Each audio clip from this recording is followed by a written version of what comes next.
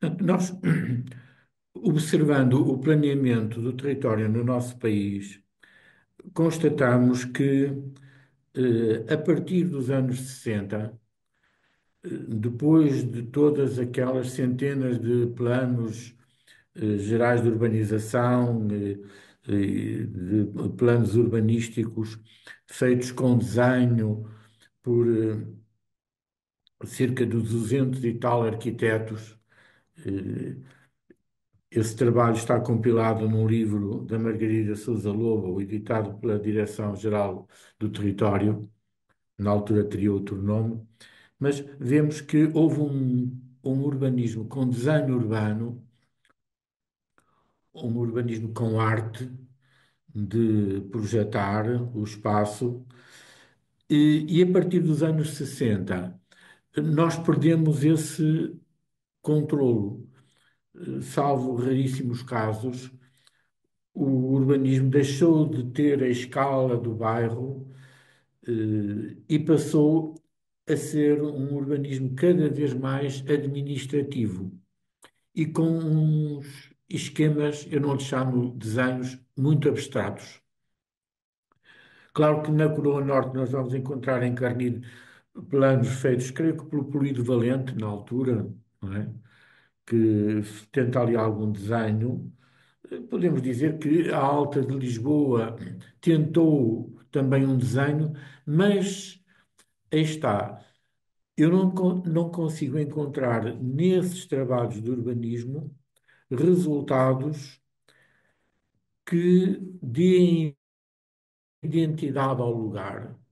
Isto é, Carnide, com todas as intervenções que teve, de urbanizações relativamente soltas, portanto, falta-lhe a tal continuidade, mas estava eu a dizer que eu olho para a Coroa Norte, eu olho para o caso de Carnide, ou do Lumiar, ou de Santa Clara, e não há ali nenhum sítio que esteja no mapa mental da cidade. Isto é, quem visita Lisboa vai à Torre de Belém, vai ao Chiado, anda ali um pouco na Avenida da Liberdade, vai ao Castelo, temos alguns bons museus, mas ninguém vai a Carnide, ninguém vai ao Lumiar, porque não há nenhuma referência lá.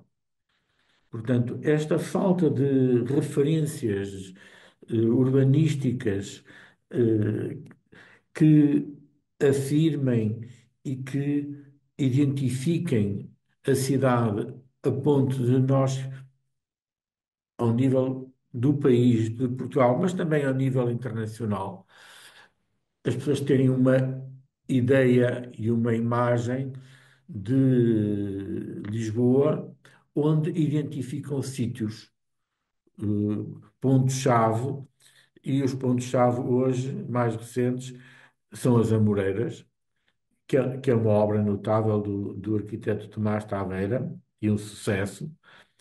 As pessoas vão à- ao Parque das Nações,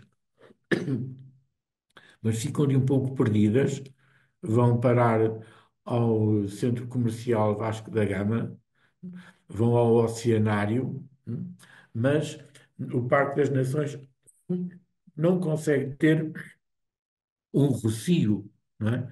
Não consegue ter sítios com uma identidade urbanística apelativa, não é? E é esse é o grande desafio do urbanismo hoje, é a falta de urbanistas e de condições para os urbanistas poderem desenhar e afirmar a autoria do seu trabalho, eh, consubstanciada em ideias, em objetos, em partes de cidade que tenham um mérito urbanístico. Também, em todo este processo, e no caso da Coroa de Lisboa, observo que em todos os estudos urbanísticos nunca se fala em dinheiro. Isto é, o valor do solo, o valor dos apartamentos, os diversos produtos que estão no mercado, a que preços é que estão, quais são os espaços que pedem desenvolvimentos, renovações.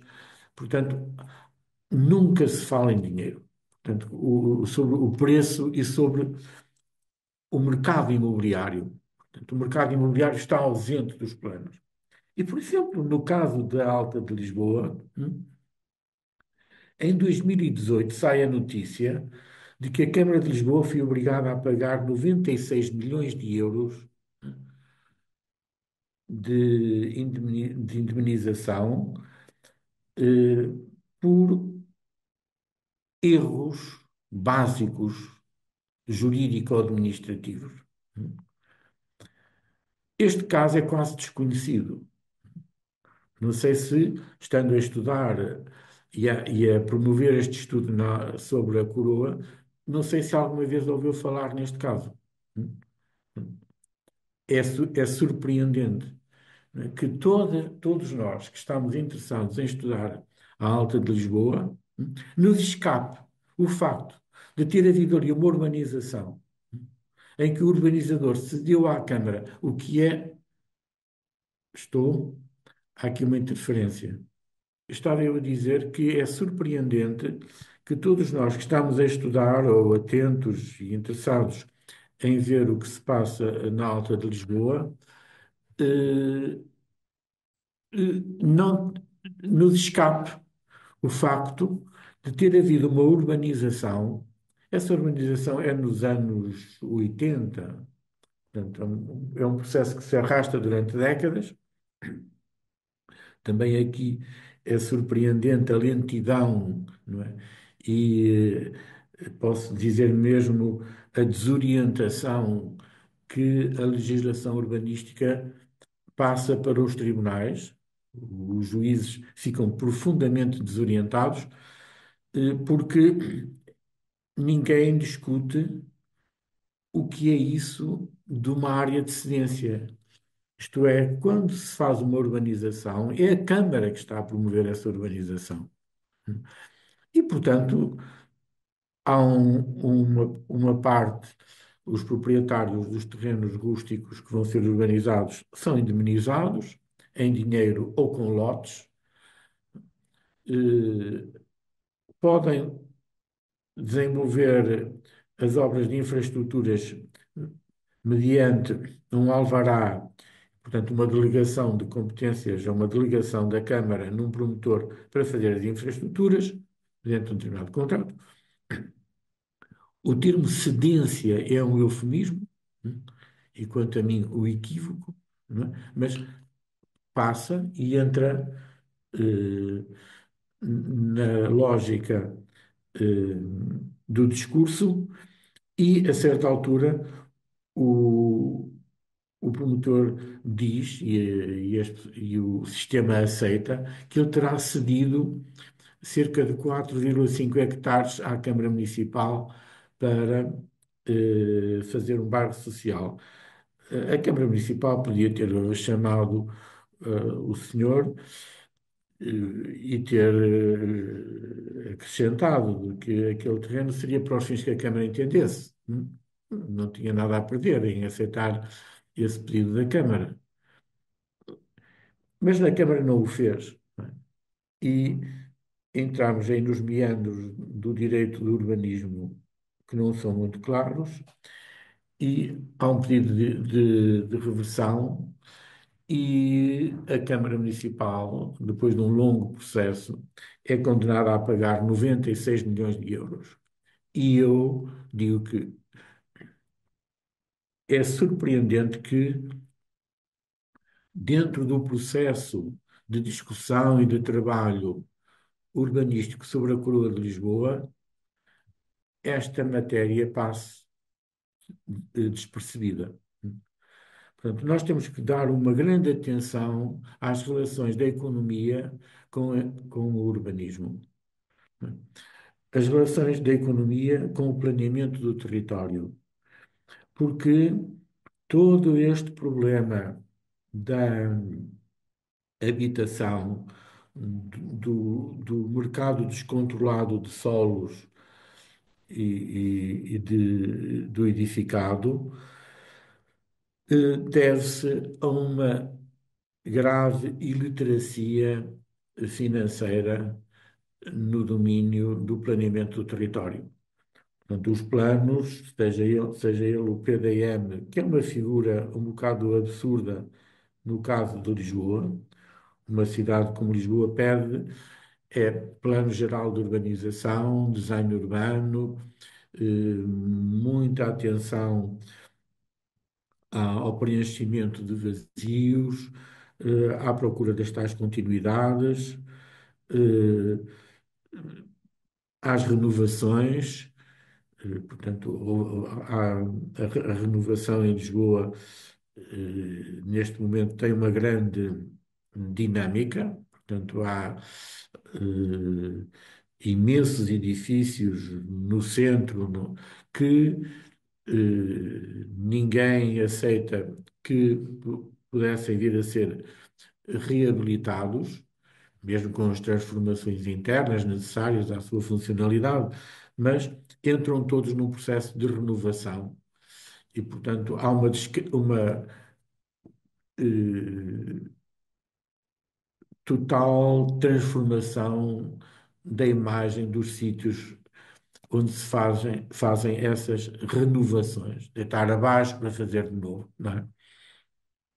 E, portanto, a cidade vai adquirindo novas imagens, algumas interessantes, outras que se traduzem em perdas, por muito interessantes que sejam os edifícios, às vezes há perdas que se podiam evitar.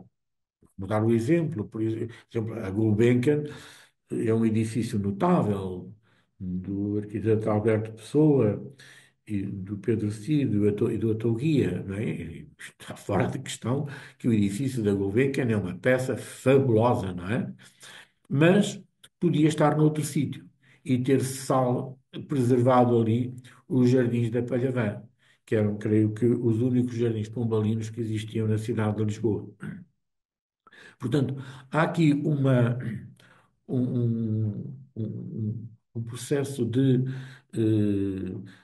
destruição, construção, e podemos trabalhar mais numa preservação de valores pré-existentes e aproveitar as energias e os financiamentos para novas construções para preencher vazios, não é?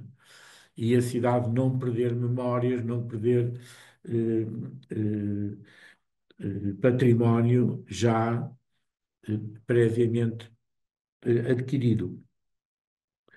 Portanto, e esta vertente da economia, de uma lógica de acumulação de riqueza, eh, creio que faz muito sentido ser recuperada e entrar dentro das nossas metodologias de trabalho.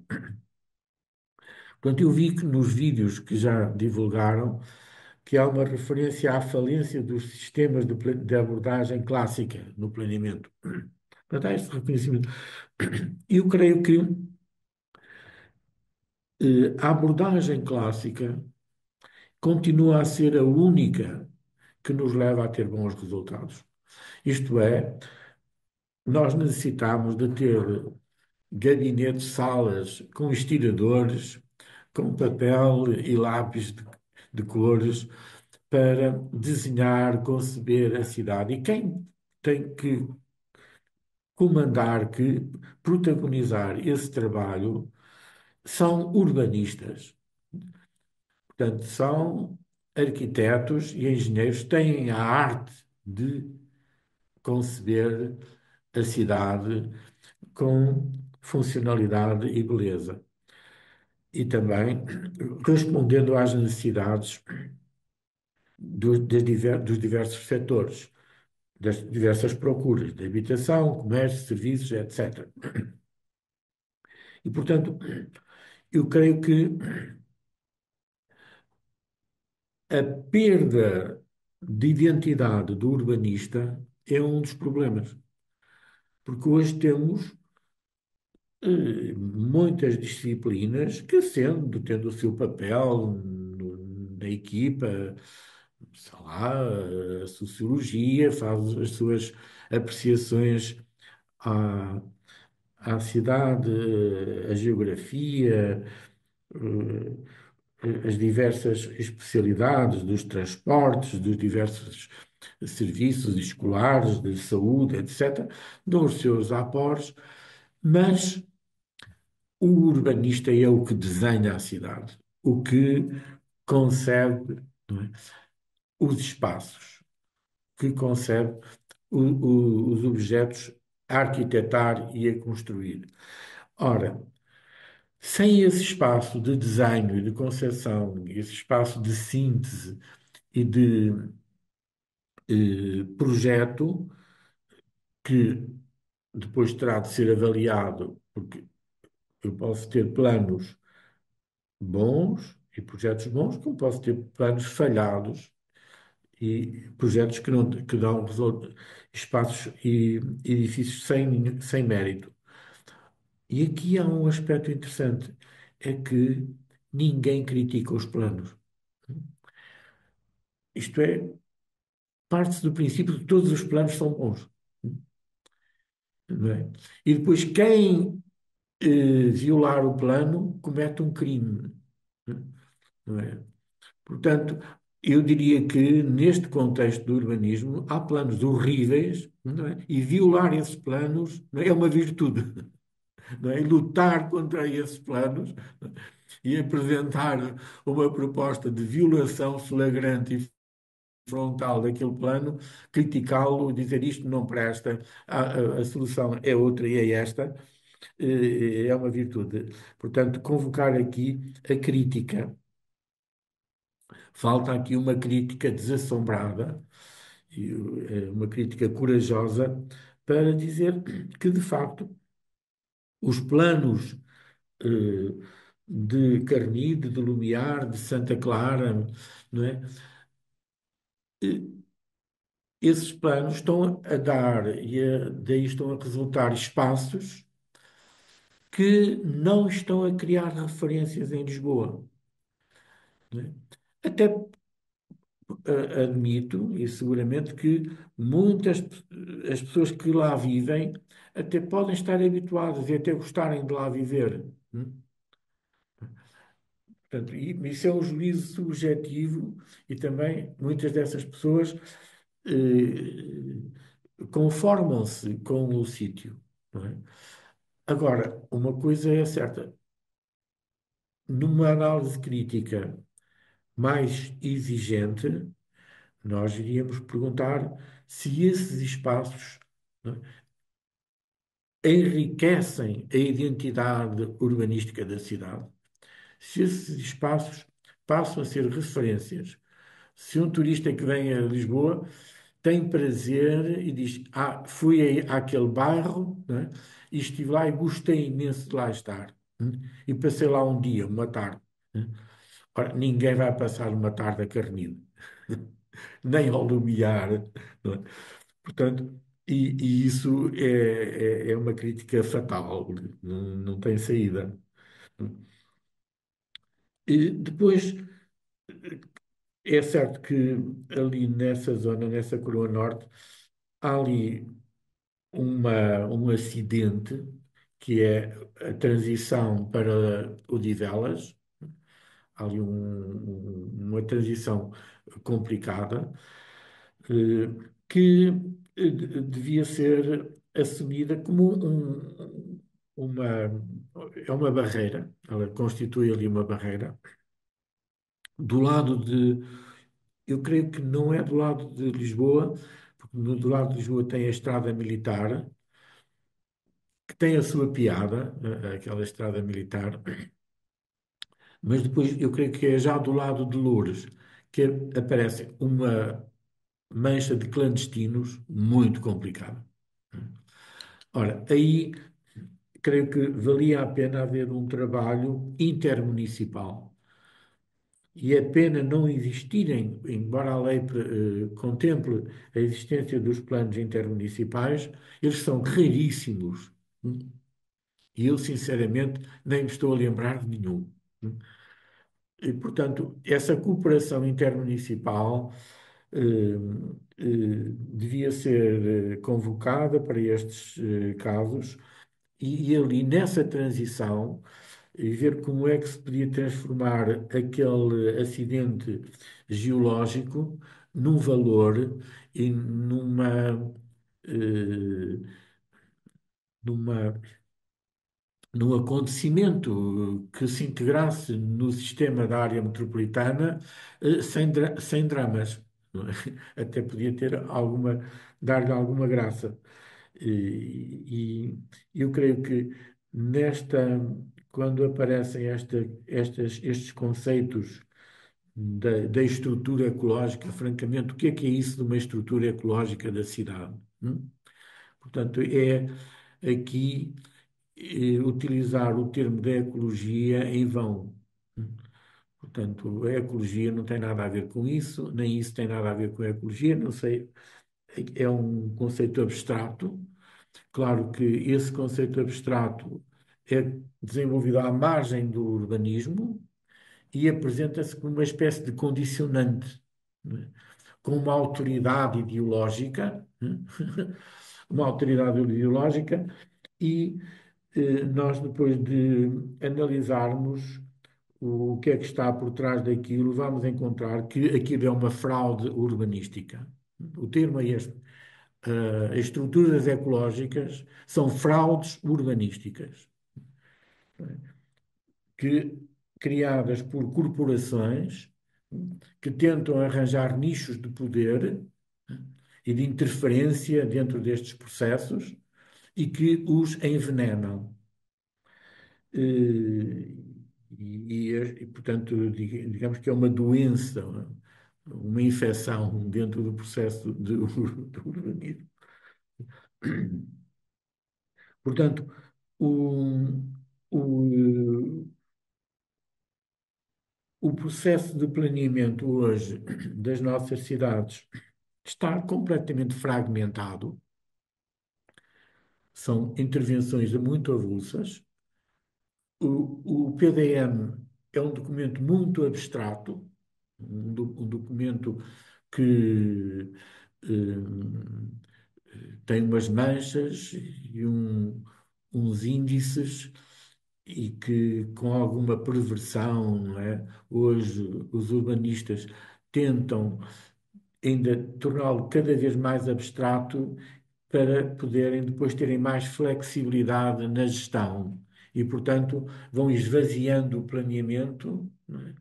Para depois poderem ter intervenções mais eh, ajustadas às oportunidades. Ora, acontece que essas oportunidades aparecem muito localizadas, né? E sem o plano estruturante da cidade, sem o desenho integrado da cidade, nós corremos ali grandes riscos. Portanto, porque depois essas intervenções avulsas estão soltas e geralmente o que vão procurar é maximizar os lucros do promotor, não é? E aí a visão da cidade no seu conjunto perde-se, não é? E há intervenções muito localizadas e geralmente vemos que essas intervenções muito localizadas tentam maximizar a densidade, a carga de construção, não é? E não dão boa cidade. Outra referência, e já me estou a estender muito, por fim ia referir o seguinte, que é o, o efeito que tem nas nossas cidades e em Lisboa, que é o traçado setorial, portanto, os projetos setoriais da rede viária, em que entra entre a engenharia das vias e a especialidade dos transportes, e o Lewis Mumford já dizia que essa especialidade é particularmente perigosa, não é? Porque eles têm o lápis muito grosso, não é? E traçam a direito, e lançam verdadeiras barreiras, autoestradas, vias rápidas, temos a segunda circular, chegamos, por exemplo, à Praça de Espanha e aquela via, não me lembro agora o nome, que vai da Praça de Espanha para a Universidade Católica, não é? Que vai para norte, eh, aquilo não é pedonal. Aquilo entramos numa autoestrada, numa via rápida. Portanto, a cidade desaparece. E, portanto, as barreiras viárias são muito complicadas. Repare que a Avenida da Liberdade tem um trânsito intensíssimo, mas não é nenhuma barreira. E, e é interessante que a Avenida da Liberdade, que é a princípios do século XIX, não é? Desenhada por um arquiteto que, de quem já ninguém fala, que é o Malaquias Ferreira Leal, que é o Malaquias Ferreira Leal. Ninguém fala e é de uma injustiça incrível, porque a Avenida da Liberdade, se fizer uma lista, sei lá, dos espaços urbanísticos, dos gestos urbanísticos mais notáveis do mundo, se puser lá uma dúzia, a Avenida da Liberdade tem que estar lá. E a Praça do Comércio também, né? E eu pergunto porquê é que não se fizeram mais avenidas da Liberdade em Lisboa? Né? Porquê é que não há mais Rocios em Lisboa? Né? Portanto, porque é uma falha urbanística. Um- uma incompetência urbanística. E também podemos dizer porque é que os urbanistas que passaram em Lisboa não fizeram avenidas dessas. Eu creio que não há contexto. Portanto, o programa que dão ao urbanista, o espaço que lhe dão, é muito condicionado e também convenhamos, a prática do urbanismo eh, não é para qualquer um. Não é? E, portanto, Lisboa não tive, não vamos dizer que o Meier não fez nada de interessante em Lisboa. E para que é que foram buscar o Meier? No Porto, creio que em 1920 foram buscar o Barry Parker, que ia dando cabo da cidade do Porto. Não fosse Marques da Silva estar ali e ter defendido e preservado a escala e a qualidade do centro da cidade do Porto. Pronto, era isto. Eu só queria chamar a atenção só para mais uma coisa, que a cidade de Lisboa, creio que eh, teve na EPUL um importante apoio. Isto é, a EPUL desempenhou uma tarefa importante e o, o engenheiro Fernando Santo, que eu creio que foi dos últimos administradores da EPUL, fez um grande trabalho, um trabalho notável, onde se destaca o seu papel em acabar com as barracas em Lisboa. E eu creio que é pena ter o que aconteceu à EPUL. Portanto, hoje não temos EPUL e a experiência da EPUL, da sua, é pena ter-se perdido. E esta falta de continuidade nas instituições também merece uma reflexão, porque nós andamos sempre a acabar com uma instituição para fazer outra, sempre a criar, a mudar os nomes, a mudar o papel timbrado. E isso é muito mau. E devíamos aprender com os ingleses, não é? que têm instituições que duram ao longo de séculos e séculos e que vão preservando a sua memória, aprendendo com os seus erros e com os seus sucessos e, portanto, formam escola. E é pena nós não termos esta continuidade eh, institucional e não sabemos guardar este, acumular o saber. Eu acho que ficava por aqui.